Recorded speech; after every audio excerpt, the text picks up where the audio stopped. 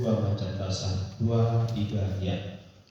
Setiap orang yang datang padaku dan mendengarkan perkataanku serta melakukannya, aku akan menyatakan padamu dengan siapa yang dapat keselamatan. Ia siapa seseorang yang mendirikan rumah, orang itu menggali dalam-dalam dan meletakkan dasarnya di atas batu. Ketika datang lebar dan banjir menghadap rumah itu tidak dapat digoyahkan karena rumah itu kokoh dan kukuh. Silakan dulu kembali. Terima kasih buat Bapak Ibu yang telah berpartisipasi dalam membacakan firman Tuhan. Tuhan Yesus memberkati kita. Nah, di sini Bapak Ibu kekasih di dalam nama Tuhan Yesus Kristus berbicara tentang keuntungan. Apa itu keuntungan? Bapak Ibu kekasih dalam nama Tuhan Yesus Kristus yang menjadi berkat bagi kita, sekali kita mengartikan bahwa keuntungan itu adalah sebuah finansial yang direalisasikan ketika pendapatan suatu bisnis atau saham melebihi pengeluaran dan biaya lainnya dan berbagai banyak hal sehingga keuntungan besar begitu. Nah, di sini Bapak Ibu kekasih di dalam nama Tuhan Yesus Kristus, keuntungan yang kita bahas adalah bukan keuntungan kita berada di dunia ini, tetapi keuntungan yang kita bahas pada saat hari ini adalah keuntungan kita dalam mengikut Kristus. Keuntungan yang kita dapatkan dalam mengikut Kristus bukan berarti kita lepas dari yang namanya masalah, bukan berarti kita lepas dari namanya probleman atau tantangan, tidak. Tetapi di sini kekasih dalam nama Tuhan Yesus Kristus, keuntungan yang kita dapatkan ketika kita mengikut Kristus adalah Dia akan memberikan segala cara dan jalan untuk kita ketika kita bersedia dalam mengambil sebuah keputusan dalam hidup kita. Nah, kita melihat bahwa di bangsa ini, bangsa Indonesia ini terlalu banyak datang yang namanya investor datang di sini menanam saham begitu, datang ke Papua dia menanam saham supaya dia dapat keuntungan dari situ, atau datang ke Kalimantan tanam saham di tambang batubara atau banyak lain begitu. Dia menanam saham supaya dia mendapatkan keuntungan karena dia perhitungkan bahwasanya dia menanam saham supaya dia mendapatkan 2 M. Nah, di sini Bapak Ibu kasih dalam nama Tuhan Yesus Kristus, terkadang juga kita begitu, kepribadian kita juga begitu. Bagaimana saya supaya dapat keuntungan ketika berteman dengan Kak Gilberti? Kalau saya tidak mempunyai keuntungan berteman dengan Kak Gilberti, saya tidak akan mengikuti dia. Mungkin saya akan blokir dia dari WA. Mungkin saya tidak akan tegur dia kalau kami berpapasan lewat. Nah, begitu juga dengan kita Bapak Ibu kasih dalam nama Tuhan. Atau juga sebagai contoh saya ambil bahwa ada 2 orang kekasih begitu. Karena ini sering sekali terlalu banyak kepada pemuda begitu. Jadi ada 2 orang pemuda yang berkata begini, setelah saya mengenal dia, saya begitu senang. Saya diajak-ajak jalan-jalan. Nah, dia mendapat keuntungan, dia mendapatkan kebahagiaan ketika dia berkenalan dengan seseorang. Nah, di sini Bapak Ibu kasih dalam nama Tuhan Yesus Kristus bukan sesuatu hal keuntungan yang kita dapatkan dalam mengikuti Yesus Kristus itu bukan seperti apa yang kita pikirkan, bukan seperti apa yang ketika saya nanti mengikut Tuhan dia akan memberikan ini. Tidak, Bapak Ibu kasih dalam nama Tuhan. Tidak seperti yang kita rancangkan. Ketika nanti saya berjalan mengikut begini, saya percaya Yesus. Ketika saya berjalan, saya mendapatkan uang 1 koper. Bukan. Tetapi di sini Bapak Ibu kasih dalam nama Tuhan Yesus Kristus yang mau kita bahas di sini adalah keuntungan kita dalam mengikut Yesus. Nah, dalam Lukas ini sangat jelas kita baca tadi bahwa setiap orang yang datang kepadaku dan mendengarkan perkataanku serta melakukannya, aku akan menyatakan kepadamu dengan siapa yang dapat disamakan. Tidak ada. Ayat yang ke-48 di situ, ia sama dengan seorang yang mendirikan rumah. Orang itu menggali dalam-dalam dan meletakkan dasarnya di atas batu. Ketika datang air bah dan banjir melanda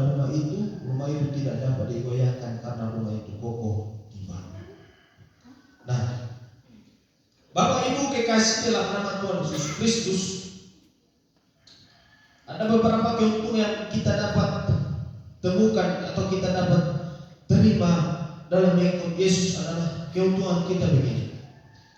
Keuntungan kita dalam mengikut Yesus adalah ketika kita mengakui dan menjadikan Dia sebagai teman pribadi. Kita buat berbagai contoh dalam hidup kita. Ketika kita membuat seseorang menjadi teman pribadi kita, menjadi tempat curhatan kita, kita tidak akan senantiasa segan-segan untuk menceritakan setiap kelemahan kita dalam hidup kita. Bapak Ibu, di sini firman Tuhan mengatakan keuntungan kita dalam mengikut Yesus adalah ketika kita mengakui dan menjadikan Dia sebagai teman pribadi kita, menjadi teman curhatan kita. Jadi ketika kita mendapatkan masalah, ketika kita mendapatkan persoalan, ketika kita mendapatkan problema yang susah kita temukan, kita menjadikan Dia menjadi tempat curhatan isi hati kita. Karena Dia, ketika kita menjadikan Dia menjadi teman pribadi kita, tetapi ada syarat. Kita harus bebas dari yang namanya perasaan-perasaan. Apa itu perasaan-perasaan? Dosa kita. Ketika kita sudah membuat Dia menjadi teman pribadi kita, kita harus bebas dari yang namanya dosa. Ketika kita mengambil sebuah keputusan, bagaimana Dia menjadi Tuhan yang menjadi kita percayai, kita harus berani mengambil keputusan bahwa kita tidak mau berdosa. Kalau kita masih mau berdosa, mungkin Dia berkata, ketika kita berdua menyampaikan curhatan kita, Dia mungkin menjadi, artinya kita masih berjalan dalam proses-proses yang masih jauh. Nah, kita harus bebas dari perasaan berdosa dan ketakutan, sebab Dia adalah pribadi yang memberi kita ketenangan pikiran dan jiwa. Dia tidak memberikan kita kecemasan. Dia itu adalah pribadi yang memberikan kita tenang. Ketika murid-murid Tuhan Yesus cemas saat mereka naik perahu, mereka berkata, Yesus, kau bangun, kau lihat itu ombak. Mereka takut bahwa perahu ini akan patah. Ketika ombak ini menabrak perahu yang mereka naiki, mereka takut, bagaimana nih Yesus, kau bangun sudah, kenapa tidur di situ? Tapi di sini Bapak Ibu kasih firman Tuhan, Dia berkata, Dia adalah pribadi yang memberikan ketenangan dalam diri kita. Saya mengajak pada diri kita sendiri bahwa sering sekali dalam diri kita selalu hidup dalam kecemasan.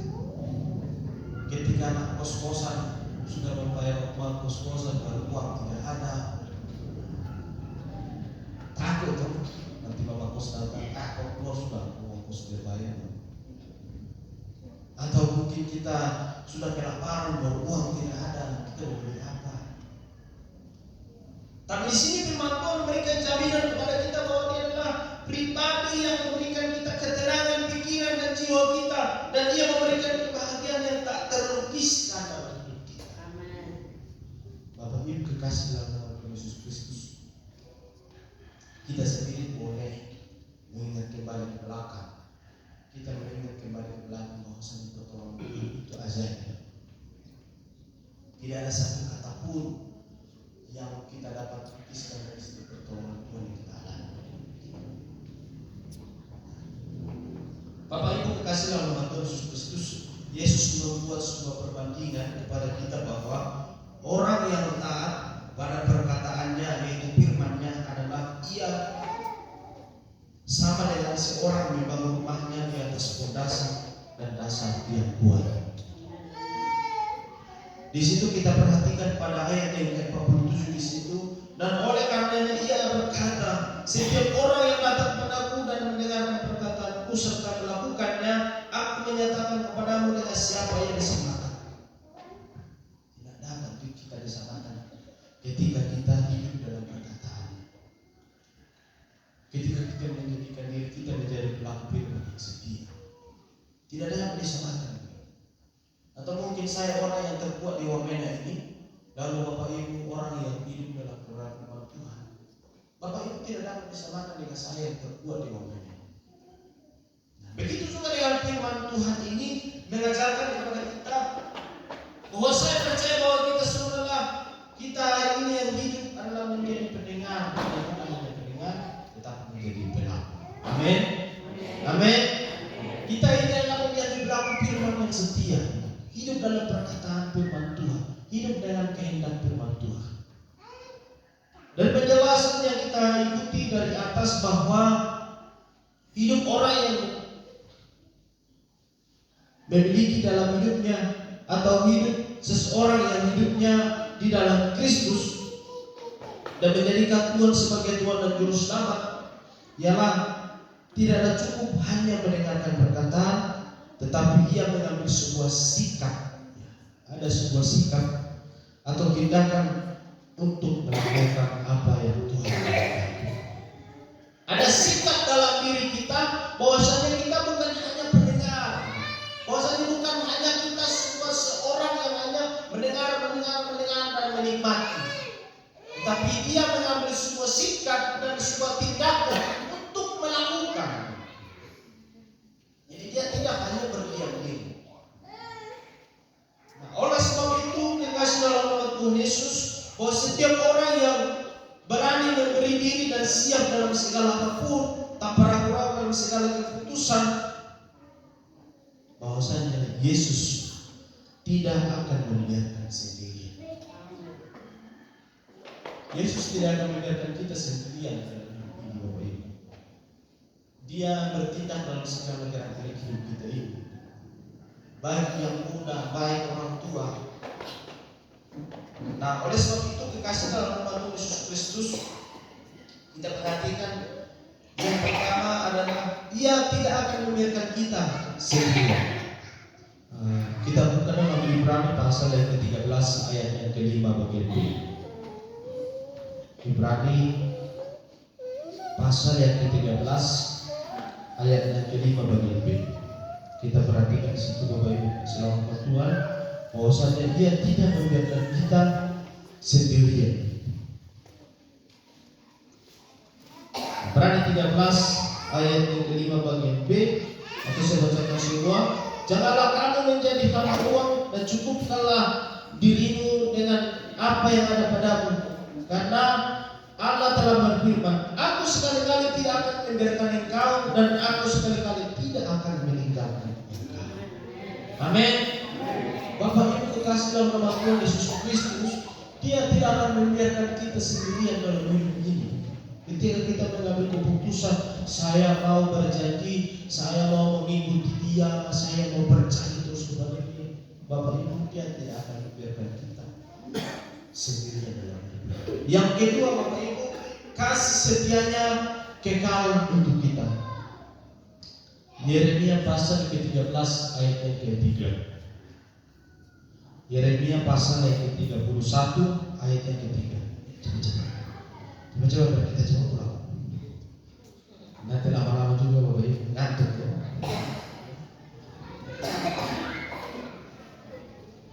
Yeremia pasal yang ke-31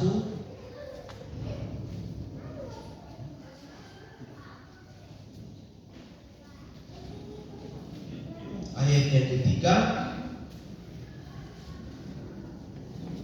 Dari jauh Tuhan menampakkan diri kepadanya, Aku mengasihi engkau dengan kasih yang kekal, sebab itu Aku melanjutkan kasih setiaku kepadamu.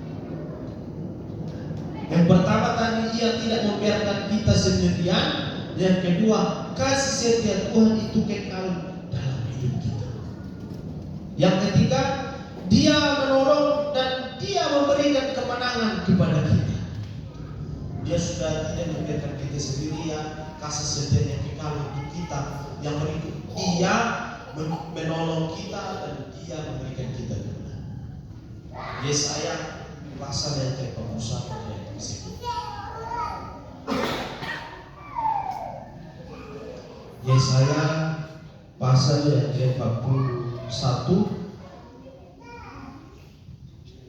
ayat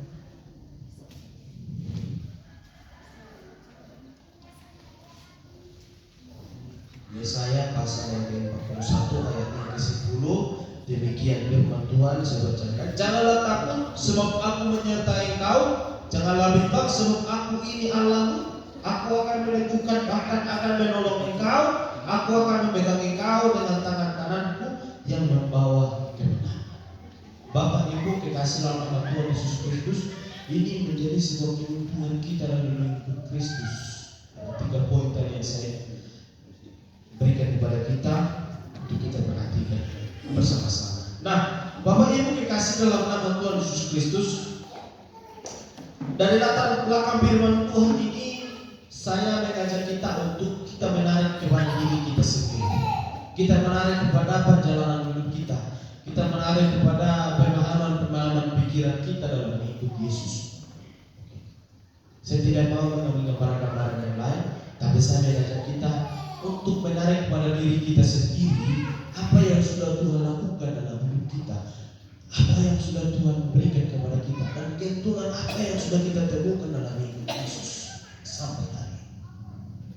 Nah, Bapak Ibu kekasih dalam nama Tuhan, keuntungan kita dalam mengikut Yesus adalah yang pertama lagi dalam Markus pasal yang ke-10 ayat yang ke-29 sampai 30. Di situ suatu berkat penyertaan Tuhan yang sempurna bagi setiap kita berikutnya, dan Ia rela mengorbankan segala sesuatu bagi kita. Dalam Markus pasal yang ke-10 ayat yang ke-29 sampai yang ke-30.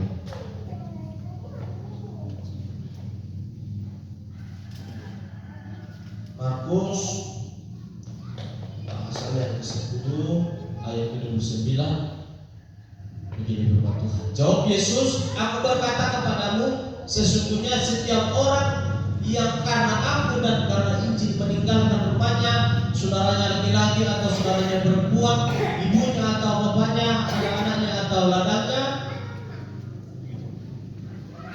orang itu sekarang pada masa ini juga akan menerima kembali 100 kali lipat rumah, saudara laki-laki, saudara perempuan, ibu, anak dan ladang, sekalipun disertai berbagai penganiayaan, dan pada zaman yang akan datang ia akan menerima hidup yang kekal. Bapak Ibu kekasih dalam nama Tuhan Yesus Kristus, ketika kita berani meninggalkan zona nyaman kita, jaminan firman Tuhan adalah bagi kita. Kita berani mengambil keputusan dalam hidup kita. Kita berani meninggalkan kenyamanan kita dan memberikan segala sesuatu dalam hidup kita. Yang kedua, Bapak Ibu kekasih dalam nama Tuhan, seseorang yang memberi diri dalam pelayanan dengan melakukan dengan motivasi yang benar, maka ia akan mendapatkan sesuatu yang tidak pernah dia lihat dan tidak pernah didengar dan tidak pernah timbul dalam hati. Ada sesuatu hal yang dalam hidupnya begitu, kenapa dia macam kaget begitu. Saya tidak menduga bahwasanya saya akan mendapat begini. Saya tidak pernah merancangkan bahwasanya apa yang tidak timbul dalam hatinya, apa yang tidak pernah dia dengar, dia terbuka.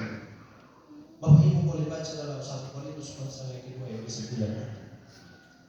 Apa yang tidak pernah timbul dalam hatimu, apa yang tidak pernah kamu dengar, apa yang tidak pernah kamu lihat. Ada mukjizat yang Tuhan nyatakan bagi kita ketika kita memberi diri dan berserah diri kepada Tuhan, menyatakan bahwa Yesus itu yang menjadi dasar dan yang pokok dalam hidup kita.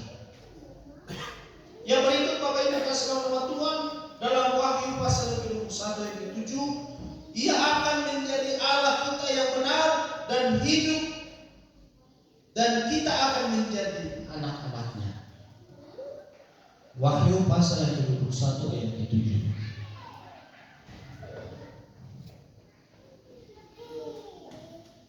Dalam Wahyu pasal yang ke-21 ayat yang ke-7, di situ kita baca bersama-sama Bapak Ibu kasih dalam nama Tuhan Yesus Kristus.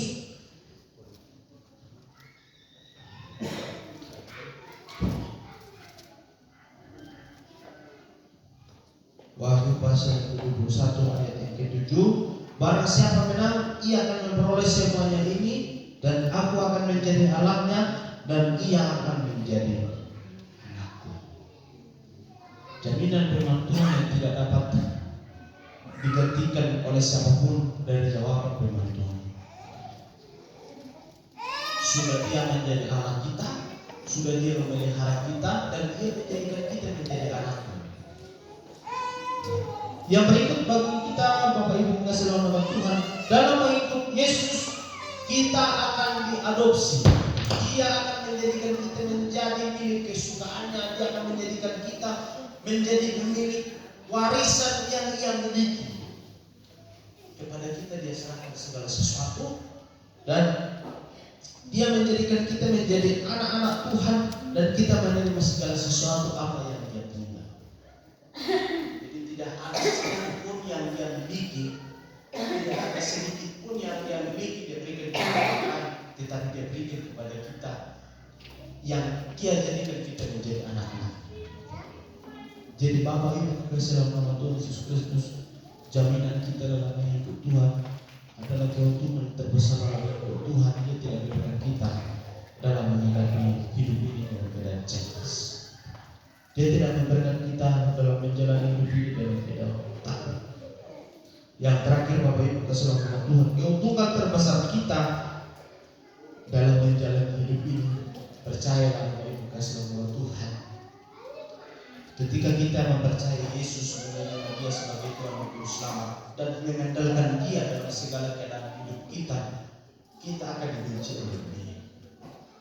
Percayalah Bapak Ibu kasih dalam nama Tuhan, orang yang dulu dekat dengan kita, orang yang dulu bermain berbagai banyak hal dalam hidup kita, berkata hal-hal mulia dalam hidup kita, tetapi ketika kita mengambil keputusan bahwasanya yang selama ini sejalan adalah salah, itu akan membenci kita. Karena kenapa? Karena kita sudah mengambil keputusan dalam hidup kita bahwa Yesus itu ada dalam hati kita. Dia akan membenci kita, dunia ini akan membenci kita, cara pandang dunia ini tidak akan pernah terima dengan hidup kita. Dunia ini tidak akan pernah senang dengan keputusan yang kau ambil. Kita baca dalam Matius pasal yang ke-10 ayat ke-22.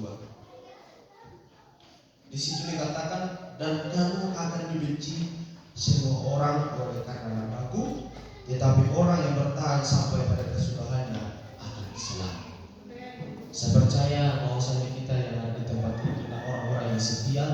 Saya percaya kita ada di tempat ini adalah orang-orang yang taat akan Tuhan. Saya percaya kita yang ada di tempat ini adalah orang-orang yang mau menjadi pelaku firman yang taat. Firman Tuhan mengatakan bagi kita, ketika kita bertahan, Dia akan menyelamatkan kita, Dia akan memberikan kita kemenangan. Bapak Ibu kekasih dalam nama Tuhan Yesus Kristus, dari firman Tuhan yang saya sampaikan pada saat sore hari ini, pada saat siang hari ini, adalah memberikan kepada kita sebuah keuntungan yang besar dalam hidup kita. Dalam sebuah keuntungan itu adalah Dia mendengar cinta kita kepada Tuhan. Apakah cinta kita terlebih besar kepada Tuhan atau cinta kita terlebih besar kepada dunia? Ini adalah suatu teguran bagi kita secara pribadi juga kepada saya sendiri. Ada sesuatu hal yang Tuhan mau buat dalam hidup kita ketika kita mau berserah diri kepada Tuhan. Ketika kita mau menyerahkan segala sesuatu kepada Tuhan. Nah, dari firman Tuhan ini kita belajar bahwa dari setiap kisah hidup kita, dan perjalanan Yesus juga dalam melakukan pelayanannya. Dia melakukan pelayanan bukan berarti karena Dia Yesus Dia tidak mempunyai tantangan, bukan. Bahkan Dia ditolak, bahkan banyak orang juga tidak mau menerima Dia, bahkan orang sebangsa Dia juga pun menolak Dia. Nah, oleh sebab itu Bapak Ibu kasih dalam nama Tuhan Yesus Kristus, bertanya dalam hatimu sendiri bahwa apa yang kau sudah lakukan, dan saat engkau melakukan ada penolakan ini. Kau menyatakan begini, orang lain tidak mau terima. Kau menyatakan begini, orang lain kau apa? Kau itu buat apa? Nah, pandangan-pandangan yang seperti inilah yang Yesus tantang dalam hidup kita, supaya cinta kita dan kasih kita lebih besar, supaya kita dalam mengambil keputusan itu jangan ragu-ragu dalam hidup kita. Ketika kita ragu-ragu dalam mengambil keputusan, sudah itu semua akan hancur. Dan kebenaran firman Tuhan ini saya bacakan kembali lagi bagi kita. Setiap orang yang datang kepadaku dan mendengarkan perkataanku serta melakukannya, aku akan menyatakan kepadamu dengan siapa ia dapat disembahkan. Ia sama dengan seorang yang meninggal rumah. Orang itu menggali dalam tanah dan meletakkan asalnya di atas batu. Ketika datang air dan banjir melanda rumah itu tidak dapat digoyahkan karena rumah itu kokoh dibangun. Nah, rumah yang dimaksud di sini adalah hidup kita sendiri. Iman percaya kita sendiri yang dimaksud di sini adalah rumah yang Tuhan maksud. Ketika iman percaya kita, dasar kita adalah firman Tuhan, dasar kita adalah Yesus itu sendiri, kita tidak akan goyah, kita tidak akan dapat gampang dihancurkan. Pandangan kita tidak akan gampang dilemahkan. Cinta kita tidak akan gampang terombang-ambing. Nah, oleh sebab itu Bapak Ibu kekasih dalam nama Tuhan Yesus Kristus, dari pemberitaan firman Tuhan ini, saya mengajak kita petiklah apa yang menjadi keuntungan. Apakah engkau saat ini dalam zona dilema, atau mungkin engkau dalam zona di mana susah engkau mengambil sebuah keputusan, atau mungkin engkau dalam hari ini zona yang begitu nyaman. Ada pun tantangan ya santai, ada pun masalah yang santai, atau mungkin saat ini mungkin Bapak Ibu mempunyai suatu permasalahan yang mungkin sulit untuk diselesaikan. Firman Tuhan ini menjadi jaminan dalam hidup kita. Buatlah hidupmu landasanmu di atas firman Tuhan. Buatlah landasan iman percayamu di atas Yesus. Engkau tidak akan gampang digoyahkan. Dari atas kita sudah menjelaskan berbagai banyak hal. Dari situ dia dapat memberikan kita jaminan bahwa ia tidak membiarkan kita sendirian, kasih setia yang kekal untuk kita, dan yang terakhir dia menolong kita dan dia memberikan kita kemenangan. Nah, oleh sebab itu kasih rahmat Tuhan dalam perjalanan hidup kita, jangan pernah ragu-ragu lagi percaya kepada Yesus. Jangan pernah lagi bimbang dalam mengambil keputusan bahwa segala sesuatu Tuhan menciptakan kita. Bahwa rancangannya tidak pernah membawa kita kepada kecelakaan, tetapi dia membawa kita kepada kehidupan yang kekal. Nah, oleh sebab itu Bapak Ibu kasih dalam nama Tuhan Yesus Kristus, saya tidak tahu Bapak Ibu mengambil keputusan seperti apa, tapi dari kebenaran firman Tuhan ini, keputusan yang kita ambil dalam hidup kita dalam mengikut Yesus, mengiring Yesus dan percaya kepada Yesus. Jangan pernah engkau meninggalkan itu. Jangan pernah kita meninggalkan itu. Hiduplah di dalam Dia, berjalan terus bersama dengan Yesus. Tantangan boleh ada, problem boleh ada, tetapi kita jangan pernah menyerah. Dari firman Tuhan yang kita pelajari pada saat siang hari ini, Bapak Ibu kasih Tuhan, mari kita membuat Yesus nomor satu dalam hidup. Jangan pernah meninggalkan Yesus.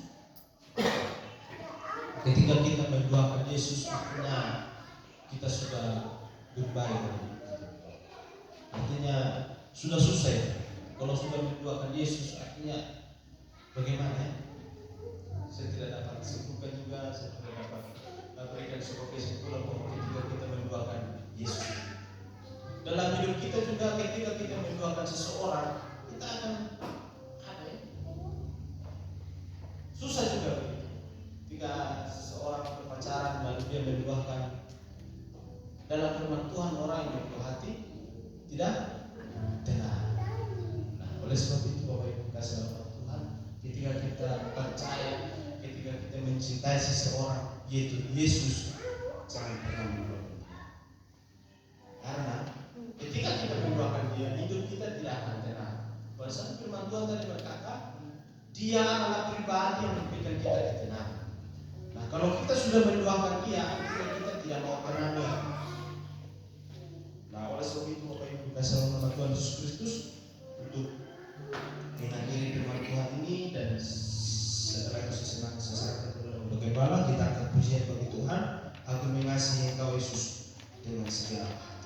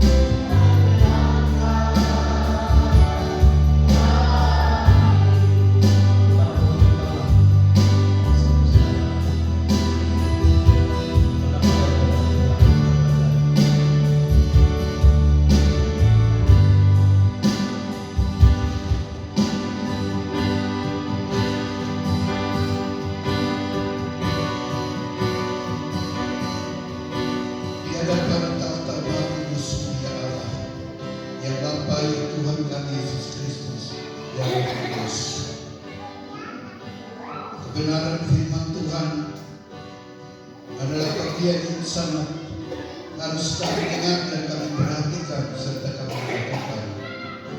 Maka kehidupan ini akan terus dituntun dan dipimpin oleh Tuhan dari sekarang sampai kepada akhir hayat kami. Kami sangat bersyukur kepadamu di siang hari ini, karena Tuhan mengasihi kami dengan kasih yang kekal, sebagaimana suara nubuatan para nabi zaman dahulu, bahwa Engkau tidak mengasihi kami dengan kasih yang hanya bersifat sementara, tapi Engkau mengasihi kami dengan kasih yang kekal, kasih yang tidak ada batasnya. Dengan kasih inilah yang Tuhan berkehendak untuk umat manusia akan dibenarkan kembali dari setiap kesalahan dan dosa melalui pengorbanan Sang Juru Selamat dunia, Yesus Kristus namanya. Itulah sebabnya Tuhan memberkati jemaat yang sudah hari ini hadir mendengarkan firman kebenaran ini, sehingga kami menjadi berkat dan kami menjadi saluran berkat kepada orang-orang lain. Karena itulah yang maunya Tuhan bagi kami untuk mengikuti Yesus. Tuhan memberkati hamba-Mu dan menambah hikmat dan pengetahuan, pimpinan dan urapan Roh Kudus terus ada di atas hamba-Mu, sehingga setiap hamba-Mu yang Tuhan percayakan untuk menjadi penyambung lidah dan penyalur berkat di atas mimbar ini selalu diberkati oleh Tuhan, dan firman Tuhan akan menjadi bagian yang memberikan pertumbuhan rohani bagi kehidupan iman percaya kami. Dan itulah doa kami di siang hari ini buat kebenaran firman-Mu yang sudah kami dengar, dan kami bersiap untuk memberi persembahan syukur kami kepada Tuhan.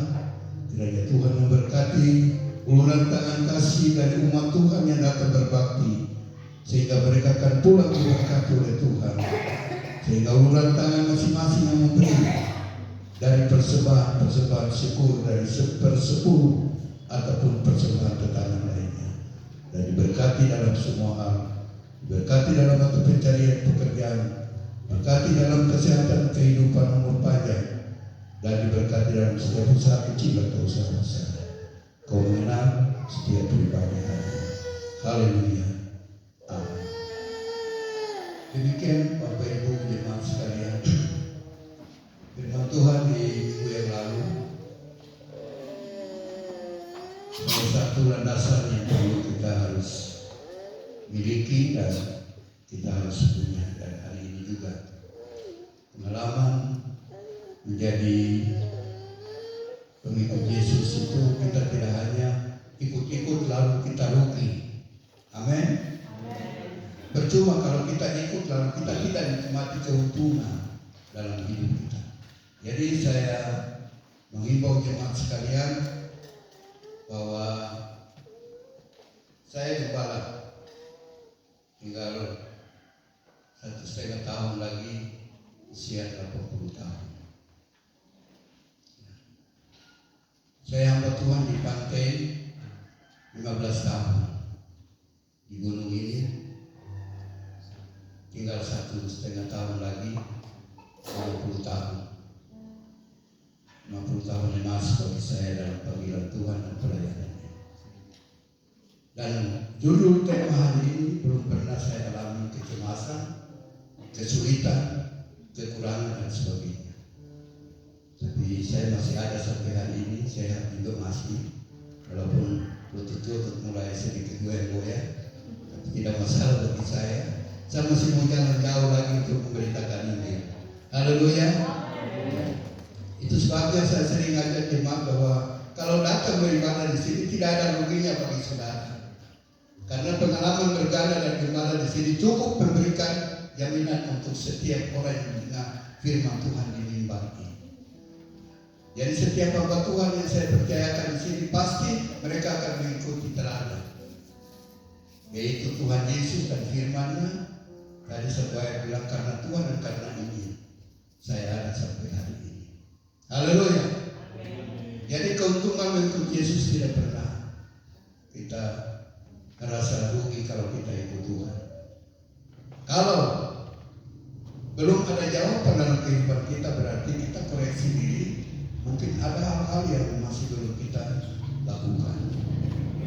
Jadi itu sebabnya saya mengimbau jemaat supaya jangan bosan mendengar khotbah-khotbah dari para pelayan Tuhan di atas mimbar ini, dan juga kepala jemaatmu sendiri yang kalau berkhotbah, kalau ada yang mau ekspor macam-macam, silakan sudah. Tapi bagi saya tetap tenang, stabil, karena saya punya dasar, saya sudah taruh lebih dalam ke dalam, sehingga saya tidak mau saya digoyangkan dengan keadaan apapun, situasi apapun. Anak-anak saya semua 10, anak angkat saya baru dipanggil Tuhan 2-3 tahun yang lalu. Tapi anak kandung semua masih sehat. Mereka kuliah semua. Jadi coba jemaat perhatikan keuntungan untuk mengikut Tuhan. 10 anak, 9 anak kuliah ini dapat biaya dari mana? Bagi seorang hamba Tuhan. Di kota besar mungkin, tapi kota kecil Wamena mulai dari 0 sampai hari ini. Tapi Tuhan selalu memperhatikan segala-galanya.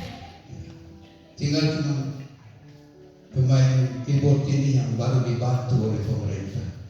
Setelah sesudah 6 bulan kami biayai di Timur Tengah, baru kemudian jawaban Tuhan datang, sisa biaya tanggung oleh pemerintah. Itu saja, lain dari itu biaya kami orang Tuhan. Jadi semua bisa melihat, semua bisa ada sampai hari ini. Kami juga masih ada. Semoga jemaat juga mengharapkan keberadaan kami sampai kapan yang Tuhan punya kehendak. Haleluya. Berikan pujian bagi Tuhan Yesus. Jadi lambat atau cepat firman yang dikabulkan di sini akan kembali tidak dengan hampa atau kosong, tapi kembali dengan hasilnya. Setiap orang yang mengikut Yesus ada keuntungan-keuntungan besar. Kesehatan terjamin dan lain sebagainya. Saya belum pada masuk rumah sakit, belum. Cuma ada 2, 3, 4 tahun lalu saya punya seorang akar kekayaan kejahatan Maropen. Sepanjang 1 bulan itu 25 hari saya berkhotbah tiap malam. Jadi sampai tanggal 31 saya sudah kalah. Akhirnya tanggal 1 saya tidak bisa ikut baru, saya terpaksa anak-anak antar ke rumah sakit di Serui untuk 1 minggu saya istirahat saja. Jadi karena terlalu parah. Tapi lain dari itu saya tidak pernah masuk ke rumah sakit. Dan saya masih buka berdoa supaya kalau saya sudah usia 80 harus ada bukti nyata kebenaran Tuhan, di mana keuntungan mengiring Tuhan itu diberkati berlipat ganda. Haleluya. Dan itu yang maunya gembala, supaya jemaat juga diberkati. Jangan gembala saja, tapi gembala jadi panutan, jemaat juga harus ikut teladan. Pasti diberkati berlipat ganda dalam hal apa saja. Dalam hal mengiring Tuhan, dalam hal jasmani, pekerjaan atau mata pencarian apa saja, kesehatan Tuhan berikan. Itu jaminan tadi firman Tuhan sudah cukup jelas. Jadi ini imbauan saya untuk hari ini, karena firman Tuhan cukup menggugah hati saya, dan saya saksikan itu bahwa saya mengalami itu sampai hari ini. Keuntungan mengiring Tuhan tidak pernah Tuhan terlambat untuk menolong. Matanya pun tidak pernah tertutup, kata firman Tuhan. Tangannya tidak pernah pendek untuk mengulurkan tangannya. Cuma mungkin ada hal-hal yang membuat terlambat jawaban Tuhan kepada kita. Dan demikian, untuk itulah Tuhan memberkati kita, dan saya serahkan kembali.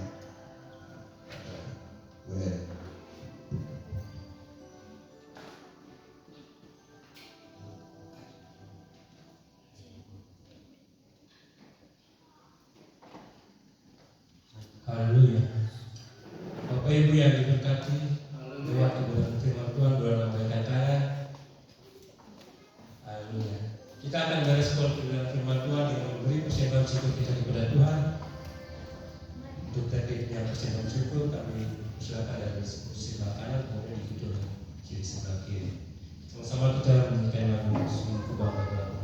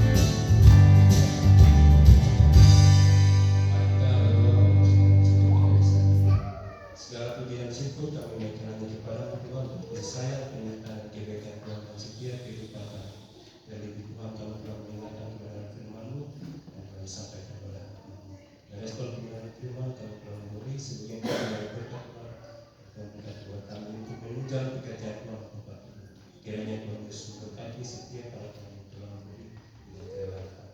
Menolong kami Tuhan, kiranya Tuhan kepada. Haleluya, amin. Selanjutnya kita akan mendengarkan doa dari bagian sekretariat dan persilakan. Puji jemaat Tuhan, shalom jemaat Tuhan yang terkasih. Kita punya ibadah minggu depan tanggal 30 Juni 2024. Ibadah kita akan dilayani oleh Bapak Gembala. Baik nanti Ibu Guru Meli, singers Ibu Guru Elsa, Ibu Irul, dan Ibu Guru Aden.